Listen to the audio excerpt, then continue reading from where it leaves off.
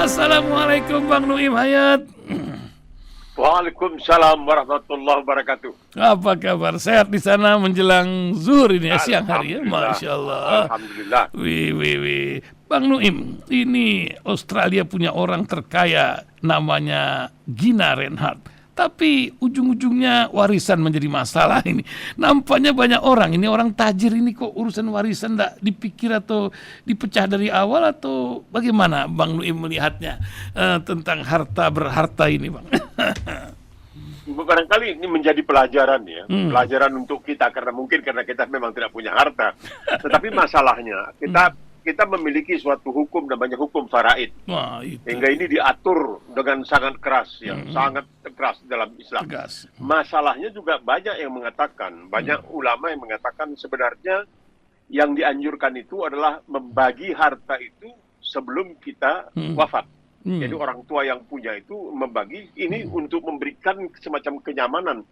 Karena walaupun hukum faraid itu apabila diterapkan sudah sesuai dengan ajaran Islam, tetapi banyak yang mengatakan sebaiknya sebelum wafat itu dibagi-bagikan. Kalau tidak ya terjadi seperti yang sekarang ini terjadi. Tetapi orang seperti Len Hancock, ayah dari Gina Reinhardt, dia mengambil nama dari nama suaminya Reinhardt ya, bukan Gina Hancock. Dia membuat suatu semacam, di sini disebutkan semacam family trust, jadi semacam uncang untuk keluarga. Salah satu di antaranya ini nanti untuk dibagi kepada cucu-cucunya. Tetapi Gina entah bagaimana membuat suatu ketentuan bahwa uncang ini hanya akan dibuka setelah sekian puluh tahun. Sehingga anak-anaknya itu merasa ini barangkali menunggu sampai mereka sudah tua bangka dan tidak bisa menikmati lagi harta atau sampai mereka mati dan lain sebagainya. Ini menunjukkan bahaya daripada uang itu. Ada satu ungkapan dalam agama Kristen yang dikatakan the love of money is the root of all evil. Cinta akan uang merupakan sumber dari segala macam kejahatan. Dan ini kita melihat juga apa yang terjadi misalnya dengan orang-orang kaya seperti Donald Trump. Sampai ada buku yang mengatakan sudah kaya tapi belum cukup. Kalau kaya itu belum cukup, masih mau banyak lagi. Oleh sebab itu Rasulullah SAW memberikan fatwa bahwa kita harus bersyukur, contentment, cukup sekian, alhamdulillah, jangan terlalu serakah, jangan mau lebih banyak lagi. Karena itu tidak akan mendatangkan kebahagiaan. Sekarang ini anak dengan ibu cekcok hanya persoalan uang. Ini kan tidak masuk di akal. Ini kan malunya seperti apa? Bahwa anak dan ibu sampai ke pengadilan dan lain sebagainya. Ini berjalan terus. Ini berjalan terus. Bianca dan John itu terus saja masih di pengadilan. Jadi orang juga melihat apa yang terjadi. Sudah begitu banyak, apakah masih belum cukup? Oleh sebab itu, syukur itu merupakan kekayaan yang tidak ada nilainya. Karena orang yang bersyukur itu mengatakan, alhamdulillah saya sudah punya dan tidak akan lebih banyak pun belum tentu memberikan kebahagiaan. Jadi itulah syukur itu adalah kekayaan yang paling luar biasa. Karena semakin banyak, semakin kita ingin lebih banyak lagi. Itu tidak bisa dipungkiri. Itu adalah kenyataan. Ya. Nah itu memang bersyukur. Kadang-kadang kita tak pernah bersyukur. Kita punya jantung sehat Bang Nuim. Barusan saya bacakan sebuah berita Bang Nuim. Ini kan babi ini satu-satunya binatang yang ada dalam Quran yang haram. Tapi di Amerika orang kedua yang baru saja mengalami transplantasi jantung dari babi ini menjadi sebuah berita lain besar kali di muka bumi ini. Dan banyak lagi obat-obatan itu berasal dari babi. Apa hikmah yang diperlihatkan dengan keadaan ini? Mungkin Bang Nuim bisa kasih pencerahan buat orang ini Bang. Bukan pencerahan, kita diskusikan. Masalahnya yang diharamkan itu adalah maitatu waddam walahmul khinzir. Jadi artinya bangkai, darah, dan ini yang jadi masalah. Daging babi walahmul khinzir. Karena Islam ini, Al-Quran ini luar biasa tepatnya. Kenapa tidak dikatakan wa khinzir saja? Kenapa tidak dikatakan babi saja? Kenapa yang diharamkan itu adalah daging babi? Walahmul khinzir. Ini banyak orang jadi emosi kalau kita bicarakan. Kau jangan bikin macam-macam lah. Udahlah babi itu haram. Ya betul, babi saya tidak akan sampai saya katakan sekiranya dalam suatu keadaan darurat di mana yang haram dihalalkan, misalnya harus pilih antara alkohol dengan daging babi, saya akan pilih alkohol karena tidak akan bisa saya rasanya memakan daging babi. Tidak mungkin. Tapi yang diharamkan itu maitata waddam walahmul khinzir, yaitu bangkai, darah, dan daging babi. Nah, ini masalahnya. Jadi kalau segala sesuatu yang diciptakan oleh Allah Azza wa Jalla ada hikmahnya, ada kegunaannya, ada keperluannya untuk kepentingan manusia, apakah termasuk bahwa misalnya katup jantung itu biasanya diambil dari babi dan lain sebagainya? Apakah ini termasuk? Karena untuk menyelamatkan hidup. Karena hidup itu, nyawa itu sangat sakral dalam Islam. Sehingga dikatakan barang siapa menghilangkan satu nyawa, tidak disebutkan nyawa siapapun. Man qatala nafs bighairi nafsin. Tidak disebutkan apakah itu nyawa muslim atau non-muslim. Tapi kalau dia dibunuh dengan semena-mena, maka seakan-akan yang membunuh itu telah membunuh seluruh kemanusiaan. Sedangkan kalau ada yang menyelamatkan, waman ahyaha, banyak menyelamatkan satu nyawa, itu seakan-akan menyelamatkan nyawa seluruh umat manusia. Jadi begitu pentingnya nyawa itu harus dicoba untuk diselamatkan dengan segala cara. Ini jadi masalah yang sangat pelik barangkali yang perlu diteliti oleh para alim ulama. Apakah perlu ada definisi walahmul khinzir, daging babi itu apakah karena begini. Ini daging babi ini dilarang di dalam Taurat, di dalam ajaran agama Yahudi misalnya, yang kita sebutkan sebagai agama samawat. Belakangan ini ada pertanyaan.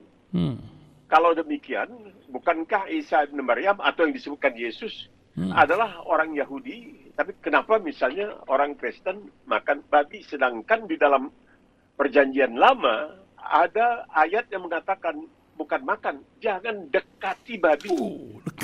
Jangan dekati babi, bukan makan. Dekati saja pun jangan. Dilarang, jangan dekati babi.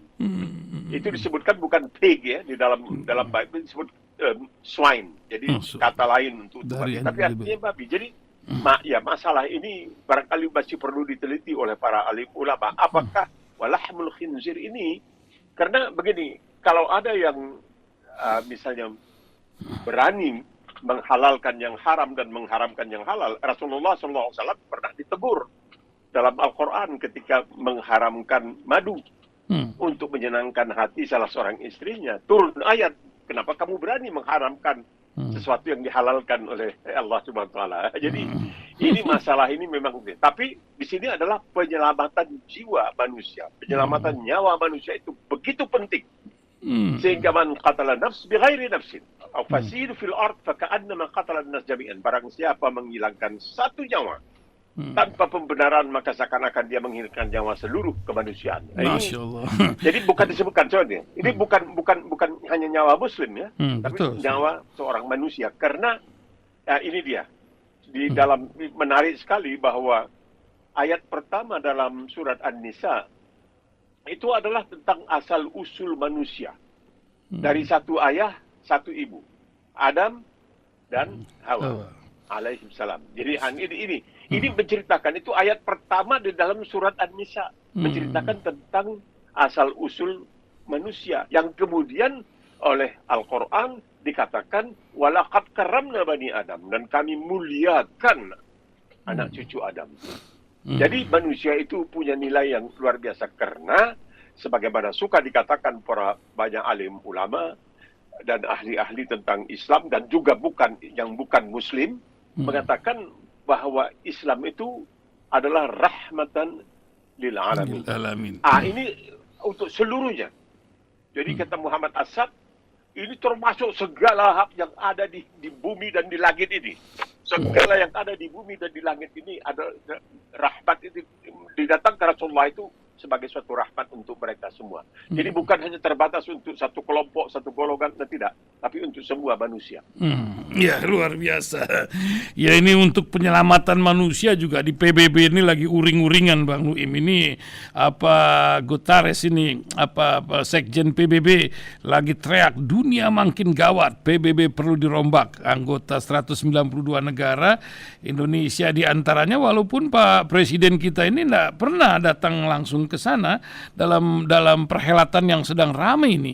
Yang lagi ditanya juga Bang Nuim, urusan krisis iklim, macam-macam perpecahan dunia adalah sebuah krisis yang akan mengambil banyak nyawa lagi ketika Joe Biden memberikan sebuah angan-angan Vietnam dengan senjata-senjata baru. Ini menyebabkan China akan menjadi uring-uringan setelah Filipina dan Taiwan menjadi pion lainnya dalam percaturan global di Laut Cina Selatan. Apa yang terjadi geopolitik di area ini? Australia tentu akan berdampak itu. Bagaimana Bang Wim? Karena Australia juga sebelum Joe Biden itu pernah Perdana Menteri Scott Morrison aneh bin ajaib, orang mengatakan kenapa dia ke Vietnam untuk membicarakan perihal ancaman dalam tanda kutip ancaman Tiongkok atau China terhadap Asia Tenggara atau terhadap Laut Cina Selatan dan lain sebagainya. Kenapa Vietnam? Kenapa bukan ke Indonesia? Mungkin karena Indonesia bebas aktif, tidak akan berpihak. Tapi ada satu hal tentang Vietnam. Tahun 56 Vietnam itu mengalahkan Perancis. Itu di Medan Laga. Itu di tempat Dien Bien Phu namanya. Sampai katanya senjata tentara Perancis itu, larasnya itu merah. Menjadi air. Saking banyaknya melepaskan tembakan, tapi ini terus datang saja. Waktu itu yang dilawan itu bukan Viet Cong, tapi Viet Minh istilahnya. Akhirnya Perancis takluk dan angkat kaki, digantikan oleh Amerika. Bayangkan, dan Amerika takluk juga. Masuk, habis itu Cina masuk. Cina mencoba masuk. Dan dibiarkan masuk, lalu disekat. Tidak bisa keluar. Sudah masuk, tentaranya tidak bisa keluar. Akhirnya minta damai. Nah, kita mesti ingat juga, sejahatnya Vietnam ini, kalau tidak ada Vietnam, kita tidak tahu apa yang terjadi terhadap Kamboja.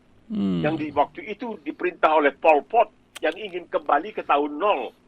Orang dibunuhi, orang diberikan pentungan 2 orang. Nah, kalau saling memukul sampai dua-duanya mati. Begitulah, dia ingin mengembalikan berapa juta yang mati.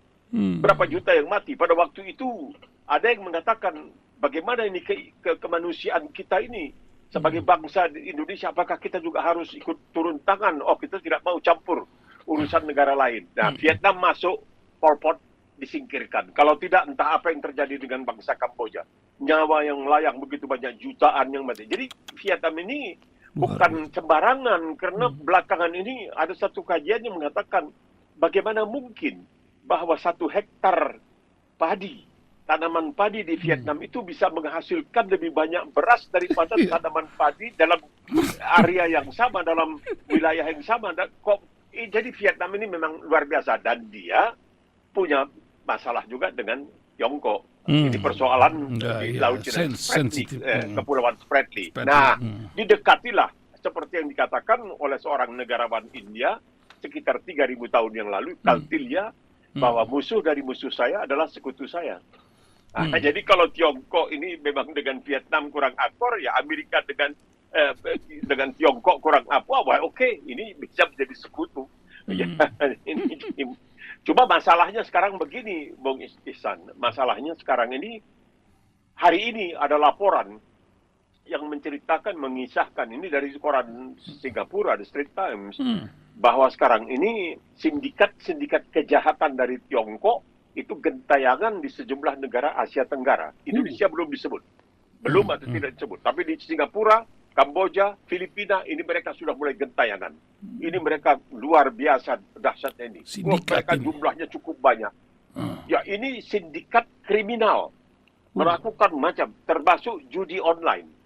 Nah, kita tahu kan, pernah di Medan ketika tertangkapnya Ferdi Sambo, pernah di Medan kemudian ditutup judi online, tapi sayangnya pemilik judinya itu sudah kabur terlebih dahulu ke Malaysia. Padahal waktu itu kabarnya satu Medan orang tahu bahwa itu tempat judi, tapi kok baru setelah soal Ferdi Sambo baru digerebek dan lain sebagainya. Jadi apakah mereka ini juga gentayangan di negara-negara lain di Asia Tenggara? Mereka melakukan misalnya pencucian uang, money laundering dan lain sebagainya. Di Singapura yang begitu ketat, tapi sudah terbongkar.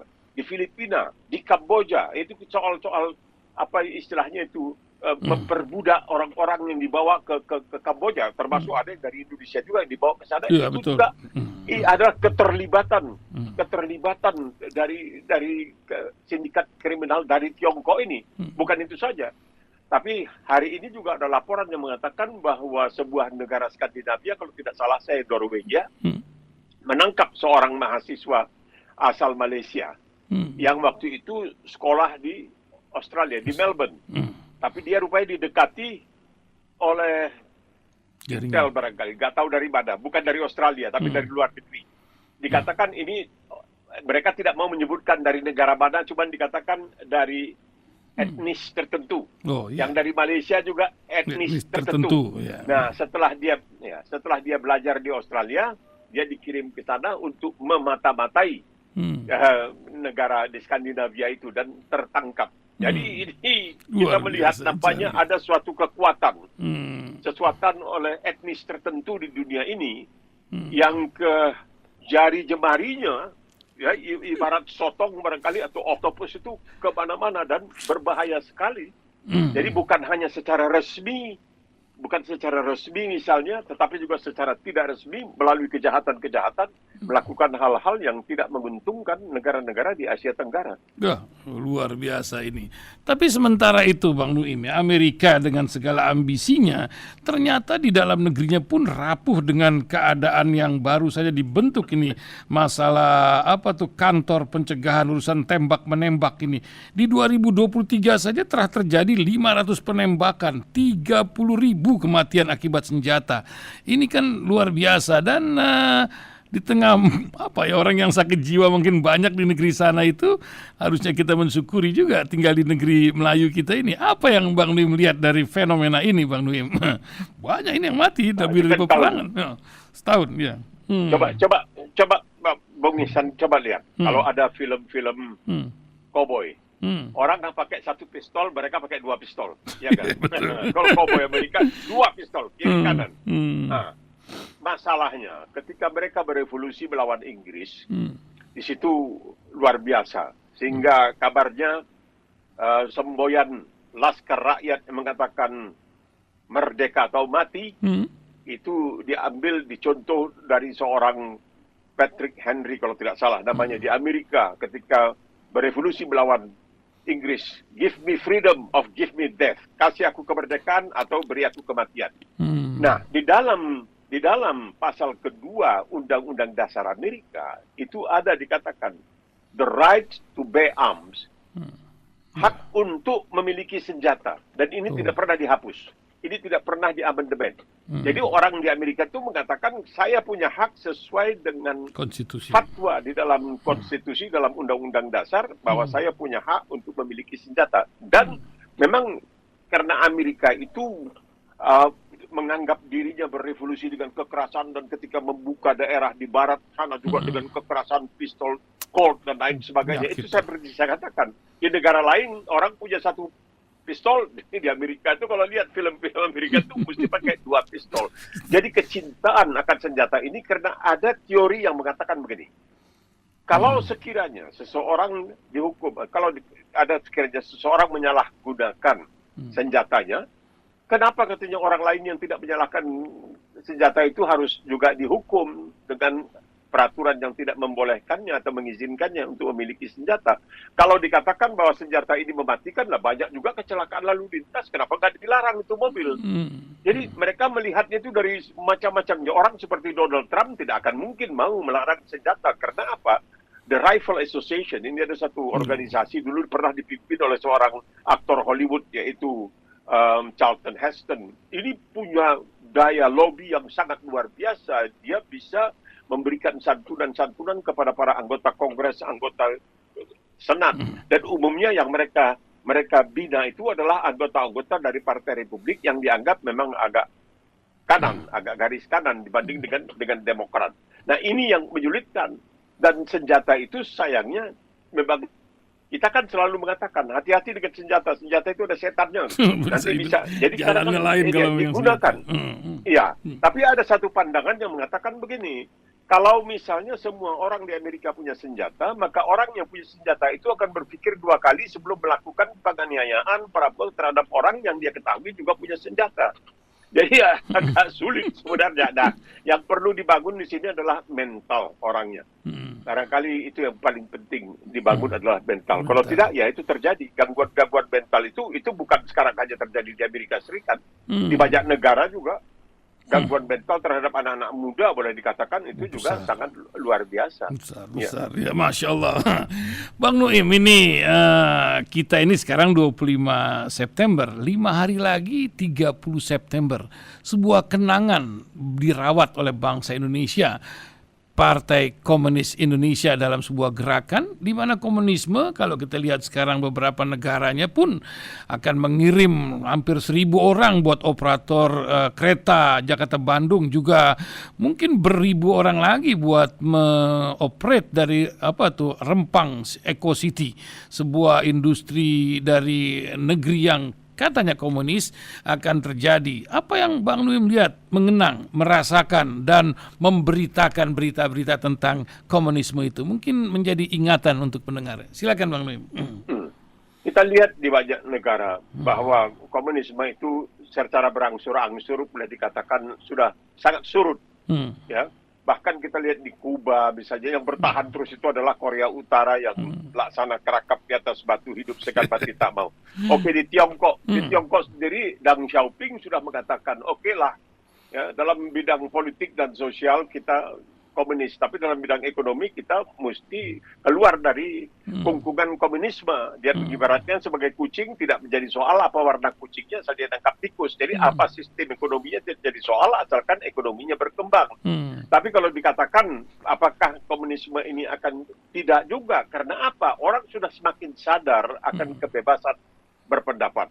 Nah, ini yang penting sekali. Give me freedom or give me death. Merdeka atau mati. Merdeka dalam arti boleh menyampaikan pendapat tanpa harus takut akan ditangkap dan lain sebagainya. Misalnya persoalan Rempang. Di Rempang sana, ya ini mau dikatakan, apapun mau dikatakan, kita tidak bisa menerima dalam melihat suatu misalnya kezaliman atau penindasan atau itu, kita tidak mengatakan saya netral. Tidak bisa. Kalau kita netral berarti kita berpihak kepada, kita harus ketika melihat. Jadi ini bukan ini yang anehnya ketika kita bicara mengenai politik identitas dan lain sebagainya yang diharamkan. Kita lihat di Amerika, Joe Biden ketika kampanye tidak segan-segan mengutip apa yang dikatakan oleh Rasulullah SAW. Dia mengatakan ada petuah dari seorang nabi Islam namanya Muhammad, dan dia mengatakan kalau kamu melihat ada yang salah, kamu perbaiki dengan tangan. Tidak sanggup dengan tangan, dengan lidah. Tidak sanggup dengan lidah, dengan perasaan. Itu merupakan tingkatan iman yang paling rendah. Tapi dia menggunakan ini dan tidak ada yang menuduhnya sebagai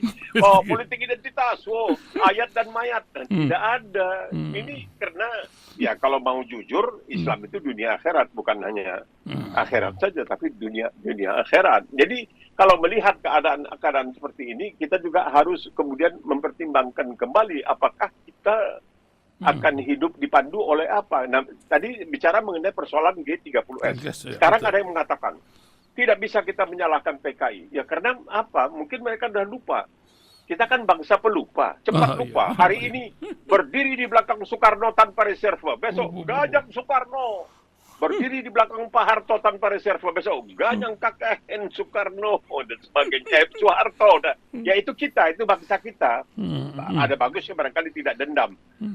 Masalahnya orang-orang seperti saya yang insya Allah sebentar lagi kalau memang diizinkan Allah SWT mencapai usia 85 tahun. Saya ingat kekejaman-kekejaman yang dilakukan oleh PKI itu. Peristiwa Bandar Betsi itu masih segar di ingatan saya. Saya melaporkan tentang kejadian itu. Di mana mereka melakukan, Barisan Tani Indonesia melakukan pembunuhan terhadap seorang alat negara dan lain sebagainya. Sayangnya belum ada sejarah yang lengkap mengenai G30S ini yang ditulis oleh orang Indonesia sendiri. Yang menceritakan sesungguhnya apa yang terjadi. Jadi banyak hal-hal mengenai G30S ini kita ambil dari buku-buku yang ditulis oleh orang-orang luar, dari Amerika, dari Australia, dan lain sebagainya. Nah, menurut salah satu buku, judulnya Merdeka, Demokrasi. Judulnya Demokrasi, tapi dengan ejaan Indonesia, pakai K bukan pakai C. Demokrasi. Ya, ditulis oleh Hamish McDonald. dari Australia. Dia kenal, dia tahu Indonesia, dia sangat Indonesia. Dia menceritakan ada satu episode, ada satu kejadian katanya pada tanggal mungkin 1 atau 2 Oktober 1965. Waktu itu Brigadir Jenderal Suparjo yang sebenarnya adalah Panglima kalau tidak salah Kostrad di Kalimantan, diam-diam dia ke Jakarta tanpa tahu Soeharto. Waktu itu Panglima Kostrad Nasional adalah Soeharto. Dia ke Jakarta diam-diam. Nah, setelah terjadi peristiwa pembunuhan terhadap Letnan, yang bisa... Halo, geser. Halo, bisa dengar? Agak terputus sedikit. Sekarang sudah ada geser. Iya. Begini, 6 orang jenderal yang tewas, 1 orang letnan yang merupakan ajudan dari Jenderal Abdul Haris Nasution.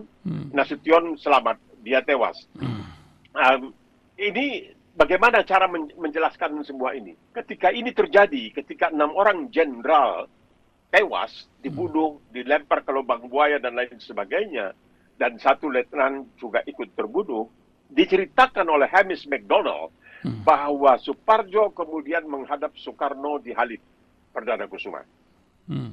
Ketika itu ini dugaan oleh Hamish McDonald dan sementara pengamat dari luar lagi, dari luar negeri. Waktu itu terlihat Bung Karno menepuk-nepuk bahu Suparjo, Jenderal Suparjo. Kesimpulan mereka, wallahu alam bisawab, kesimpulan mereka, Bung Karno mengatakan, kamu sudah jangan terlalu sedih dengan tewasnya 6 orang jenderal dan 1 orang letnan itu, karena itu merupakan, ya kalau istilahnya itu bagian dari yang harusnya itu bagian akibat dari suatu revolusi. Riak-riak apa tuh? Ada collateral ombak. Ya. Collateral damage, jadi artinya mau menembak ini tapi ke sana juga kena, begitu kira-kira, tidak sengaja, begitulah. Jadi seakan-akan dikatakan semua itu merupakan bagian dari revolusi. Kolesterol itu yang dikatakan oleh Hamish McDonald. Apakah benar atau tidak? Wallahu alam. Karena ada macam-macam laporan yang mengatakan. Jadi ketika dia menepuk-nepuk bahu Suparjo itu seakan-akan Bung Karno mengatakan, udah jangan terlalu sedih. 6 jenderal sudah tewas, ya udah gugur itu merupakan bagian dari revolusi. Belum ada yang menulis secara objektif dan lengkap tentang apa yang terjadi pada tanggal 30 dan tanggal 1. Sebenarnya segala penculikan itu terjadi pada tanggal 1 Oktober, ya bukan 30. 30 mereka bergerak malam. Dengan dari lubang buaya sana bergerak dan lain sebagainya. Tapi terjadinya itu penculikan dan pembunuhan itu terjadi pada tanggal 1 Oktober. Jadi ada 2 gambaran. Soekarno dulu menyebutnya sebagai Gestok kalau tidak salah, gerakan 1 Oktober. Tapi kita lebih kenal, ada yang mengatakan lebih suka G30S karena Gestapo seakan-akan ada kaitannya dengan Gestapo yang di Jerman dulu yang terkenal, ya. Itulah kira-kira.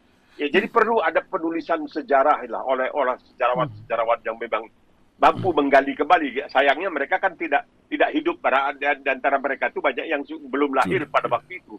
Tapi yang sudah punya latar belakang sejarah barangkali bisa menulis tentang ini. Penting itu. Ya Allah, ya Rabb. Masya Allah. Bang Nuim, ini beberapa hari lagi 12 Rabiul Awal. Sebuah kisah yang kita cintai dan kita ingin bertemu dengan beliau Rasulullah. Apa ingatan Bang Nuim sebelum kita bertemu lagi di Senin mendatang menghadapi, di sini libur Bang Nuim, hari Rabu besok 12 Rabiul Awal, kisah dari Rasulullah ini. Silakan Bang Nuim. Insya Allah kita bertemu lagi Senin depan. Begini, karena mengenai kelahiran Rasulullah ini, ada yang mengatakan tanggal 2 Rabiul Awal, ada yang mengatakan tanggal 8, ada yang mengatakan tanggal 9, tanggal 10, tanggal 12, bahkan tanggal 17 Rabiul Awal. Ini masih diperbincangkan oleh banyak ahli yang memperbincangkan. Tapi kenyataannya adalah bahwa Rabiul Awal memang punya keistimewaan. Selain dari kenyataan bahwa Rasulullah SAW dilahirkan dalam bulan Rabiul Awal, juga dikatakan bahwa hijrah itu juga terjadi pada Rabiul Awal. Itu terjadi pada Rabiul Awal. Salat Jumat pertama itu juga dilakukan di dalam bulan Rabiul Awal. Pendirian Masjid Quba itu juga terjadi di dalam Mesir Quba itu terjadi juga di dalam bulan Rabiul Awal. Jadi banyak hal-hal penting yang merupakan hal-hal penting dalam sejarah Islam yang terjadi pada saat Rabiul Awal.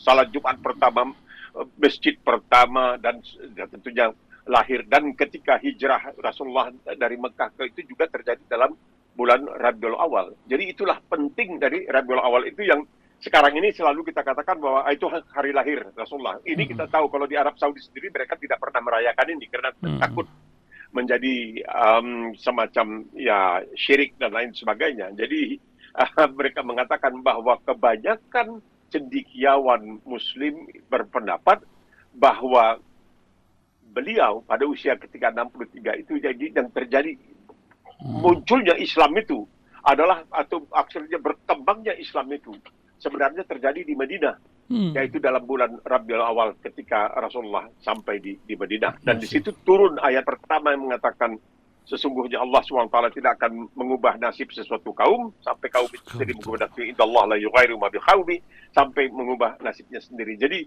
oleh banyak ahli itu, Islam itu dikatakan begitulah bahwa Rabiul Awal itu luar biasa pentingnya, penting sekali. Dan ya kita tetap merayakannya, mengingatnya dan lain sebagainya. Tetapi seperti dikatakan oleh Rasulullah, jangan bicarakan tentang diri aku, bicarakan tentang pesan yang aku bawa. Jadi jangan tentang rasulnya, tapi risalahnya. Jadi itu ya orang yang begitu penting, tapi tetap tawadhu, tetap dia merendahkan hatinya itu dalam hal ini.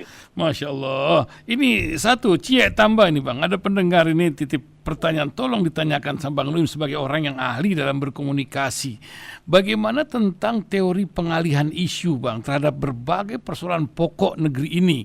Apakah itu sebuah cara yang sering dilakukan oleh para penguasa atau apa yang terjadi sebenarnya Bang dengan berbagai kisah pengalihan isu ini Bang? Itu titip pertanyaan. Ya Bang. Itu dia pengalihan isu itu memang itu gampang seperti sekarang penggiringan. Jadi kita tahu ketika ekonomi kita memang Senin Kemis, ya di tahun 60-an dan sebagainya itu dengan melaksanakan, ini yang kita tidak bicarakan, penyelenggaraan Games of the New Imaging Forces ini dalam bulan Oktober tahun 1963 di Jakarta, mendatangkan dalam tanda kutip ya atlet-atlet yang sebenarnya bukan atlet tapi sudahlah ngikat tali sepatu sepak bola aja nggak ngerti. Saya ingat betul karena saya ditugaskan di sana. Nah ini kita betul-betul dalam keadaan keterpurukan. Inflasi, apa yang dilakukan? Nyatakan konfrontasi terhadap Malaysia. Mulai berdiri sepenuhnya di belakang Bung Karno. Tampar servo. Jadi pengalihan itu memang betul. Itu dilakukan oleh banyak orang, bukan hanya oleh Soekarno. Tapi banyak pemimpin lain juga melakukan pengalihan. Tergantung kepada masyarakatnya. Apakah mereka itu mudah terumbang-ambing atau istiqamah. Nah, kalau terumbang-ambing itu yang mudah sekali digiring. Digiring ke kiri, digiring ke kanan. Hari ini berdiri tanpa reserve di belakang Soekarno, besok ganyang Soekarno. Berdiri tanpa reserve di belakang Soeharto, besok ganyang Soeharto. Bahkan Soekarno dianggap presiden seumur hidup dan lain sebagainya. Itu semua itu bangsa kita. Jadi jangan juga salahkan pemimpinnya, bangsanya juga begitu. Kenapa? Kalau begitu kita perlu suatu bentuk pendidikan membuat masyarakat kita cerdas karena memang undang-undang dasar kita mengamanatkan, mencerdaskan kehidupan bangsa, bukan memperbahlulkan atau mempertololkan, bukan, tapi mencerdaskan kehidupan bangsa supaya mereka bisa berpikir. Oleh sebab itu Al-Quran itu bertanya selalu, apa kamu tidak melihat, apa kamu tidak berpikir, apa kamu tidak. Itu terus-terusan tantangan yang seperti itu dilancarkan, disampaikan oleh Islam kepada umatnya. Masya Allah, itulah pentingnya radio kita ini dalam rangka pendidikan mencerdaskan bangsa. Terima kasih Bang Nuim telah membuat rakyat ini tambah, tidak pendengar kita lah, tambah cerdas. Luar biasa, mudah-mudahan sehat selalu dan selalu bermanfaat di usia senior, hampir 85 tahun Bang Nuim ya, bulan depan ya. Insya Allah. Insya Allah. Ya. Masya Allah. Terima kasih Bang Nuim. Assalamualaikum warahmatullahi wabarakatuh. Waalaikumsalam warahmatullahi wabarakatuh.